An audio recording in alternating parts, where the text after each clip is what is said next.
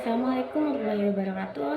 Perkenalkan, nama saya Vina Hilatu Salwa dengan NPM 24106310700054. Saya dari Prodi Pendidikan Jasmani Kesehatan dan Rekreasi. Saya dari kelas 4C. Dan saya di sini akan menjelaskan tentang kesetimbangan dan mobilitas pada MK Biomekanika. Nah, yang pertama saya akan menjelaskan tentang kesetimbangan.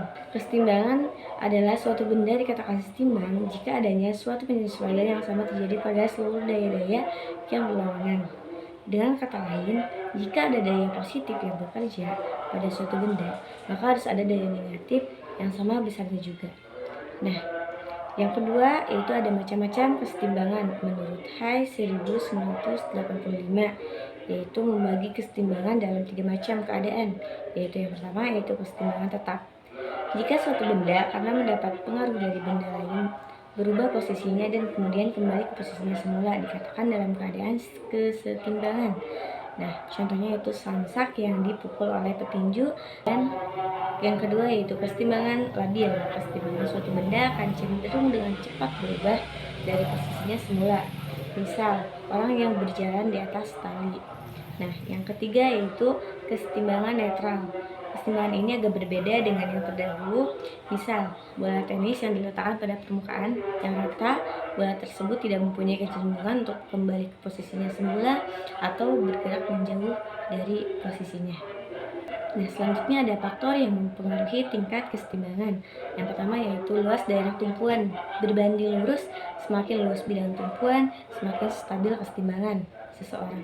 Nah, contohnya yaitu seseorang yang berdiri dengan kaki terbuka selebar bahu akan jauh lebih stabil dan kokoh daripada seseorang yang berdiri jinjit dengan kedua kaki rapat. Nah, dalam olahraga, yaitu biasanya pegulat atau pemain judo akan membuka kakinya lebar-lebar agar tidak mudah dijatuhkan oleh lawan.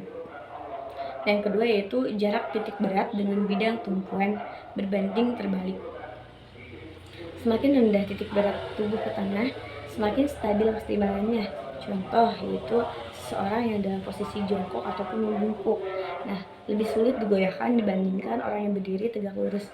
Nah, dalam olahraga biasanya pemain sepak bola atau bola basket gitu ya, sering merendahkan badannya kayak menekuk lutut saat menjaga lawan agar posisi tubuhnya lebih stabil dan sulit dilewati.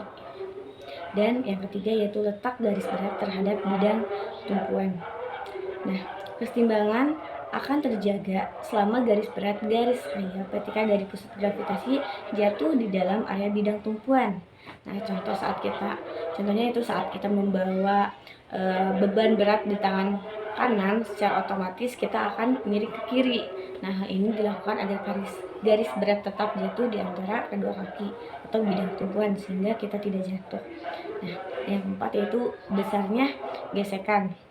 Semakin besar gesekan antara permukaan tumpuan dengan bagian tubuh, semakin tinggi kesetimbangannya. Contohnya yaitu berjalan di atas lantai licin jauh lebih sulit menjaga keseimbangan dibandingkan berjalan di atas semen kasar. Nah, dalam olahraga biasanya itu penggunaan sepatu dengan paku atau taji. Nah, pada hari atletik sepatu bola atau sepatu softball. Nah, itu bertujuan untuk meningkatkan gesekan agar atlet tidak mudah terpeleset saat melakukan gerakan mendadak. Nah, yang kelima yaitu pengaruh massa atau berat badan. Massa benda juga terpengaruh. Ya, contohnya itu benda yang lebih berat cenderung lebih stabil daripada benda yang ringan jika terkena dorongan yang sama. Seperti kantung pasir tujuan berat akan lebih stabil dibandingkan balon udara. Nah, yang kedua yaitu saya menjelaskan mobilitas. Nah, mobilitas sendiri itu adalah kemampuan untuk bergerak atau berpindah yang merupakan lawan kata dari kesetimbangan, yaitu diam atau bertahan. Nah, dalam olahraga mobilitas digunakan untuk memenangkan posisi atau melepaskan diri dari penjagaan lawan. Nah, yang kedua itu tingkat faktor utama mobilitas menurut Kirby atau Roberts. Yang pertama yaitu saat memulai gerak atau starting.